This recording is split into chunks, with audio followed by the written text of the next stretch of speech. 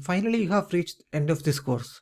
In this course, you were introduced to the concepts of programming by starting with Python interactive mode and then moving to Python scripting mode.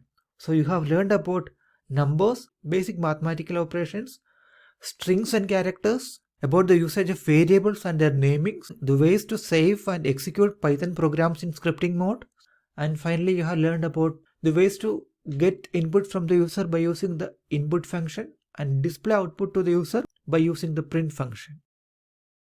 Definitely there will be a lot to learn in Python from this point onwards, and at this point programming might not looks like so interesting for you and it's quite natural, but don't get disappointed.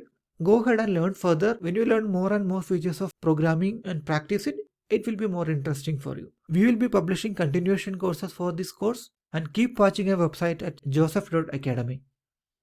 Thank you very much for enrolling and watching this course. Happy learning.